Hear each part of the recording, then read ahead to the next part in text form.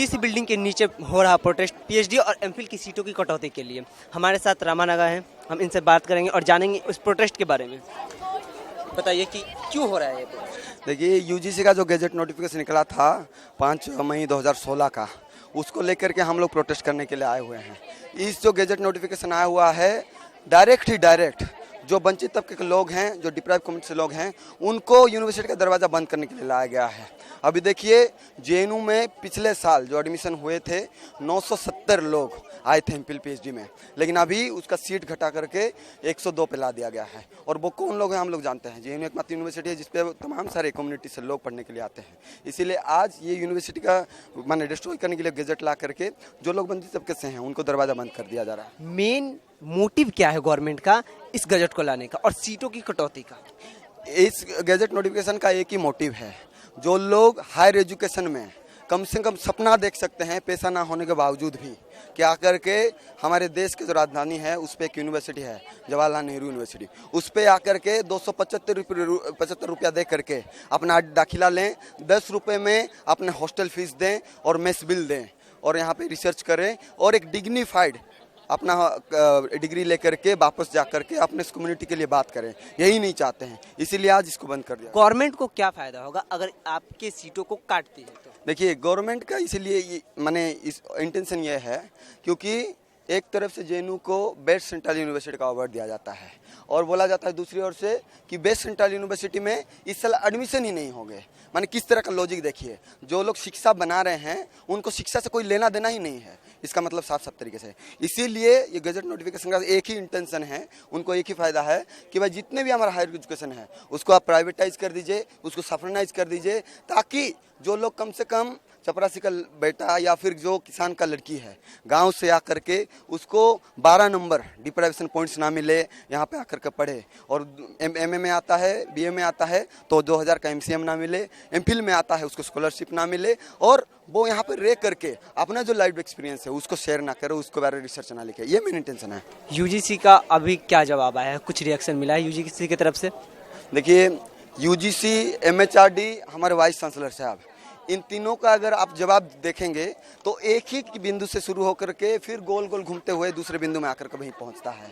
हम लोग यहाँ पे इतने दिनों से प्रोटेस्ट करने के लिए आए हैं, ये पहला प्रोटेस्ट नहीं है हम लोगों का। हम लोग जब भी आते हैं वेद प्रकाश साहब गायब रहते हैं, जब भी हम लोग मुलाकात करने के लिए आते हैं ये लोग हमको दिखाई नहीं देते हैं। क्यों गायब रहे? गायब इसीलिए रहते हैं क्योंकि हम लोग जो सवाल पूछ रहे हैं उनके पास कोई जवाब नहीं है। ये जो सवाल है हम लोग कि भाई हम लोग पढ़ना चाहते हैं, पढ़ने दीजिए, इसका जवाब नहीं है। बोल रहे हैं कि भाई 275 रुपये में कैसे पढ़ाई करोगे, बगल में चले जाओ लवली प्रोफेशनल यूनिवर्सिटी 2.5 लाख दे करके एडमिशन होता है, इसीलिए तुम भी 2.5 लाख दो और वो भी 2.5 लाख दे रहा है, इसीलिए दोनों को इक्वल चाहिए हम लोगों को। उसका घटा करके 275 रुपये में नहीं लाएंगे, इसीलिए उनका यही है कि भाई जवाब उनके पास नहीं है, इसीलिए गायब रहते हैं एग्जाम। कब तक चलेगा ये प्रोटेस्ट और अगर अभी कोई जवाब नहीं आ रहा है तो आगे क्या? देखिए, अभी क्योंकि हम लोगों का अस्तित्व की लड़ाई है, क्या हम लोग एग्जिस्ट करेंगे कि नहीं यूनिवर्सिटी में। जब यूनिवर्सिटी में ही जगह नहीं मिलेगा तो दिल्ली में रह करके क्या हम लोग का पान बेचेंगे या फिर ठेका मजदूरी करेंगे।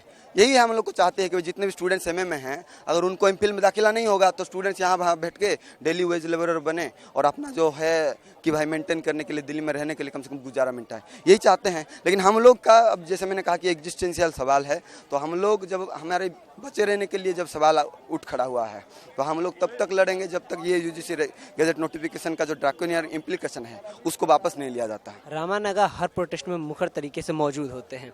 दिल्ली है, जेएनयू है, छात्र ज़्यादा मुखर हैं। इस गजट से देश के और भी यूनिवर्सिटीज़ के सीटें कटी हैं, तो क्या ये सिर्फ जेएनयू तक ही सीमित रहेगा या फिर दूसरी यूनिवर्सिटीज़ के लिए भी सवाल उठेंगे और उनके लिए भी रामानगा प्रोटेस्ट करेंगे, जेएनयू इसी प्रोटेस्ट करेगा?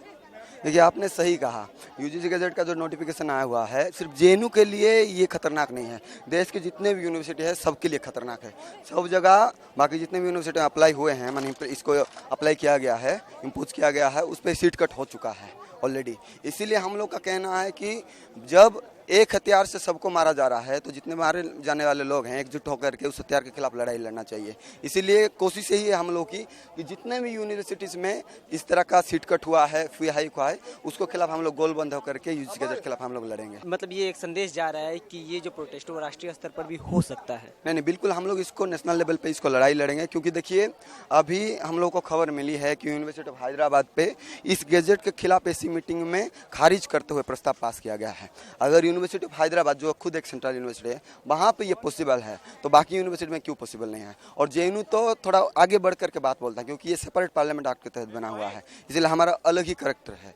इसीलिए हम लोग अपने प्रिंसिपल को बचाने के लिए, सोशल जस्टिस की लड़ाई के लड़ने के लिए हम लोग इसकी गजट के खिलाफ जितने भी प्रोग्रेसिव लोग होंगे सबको गोलबंद करते हुए हम लोग सड़कों पर उतरेंगे।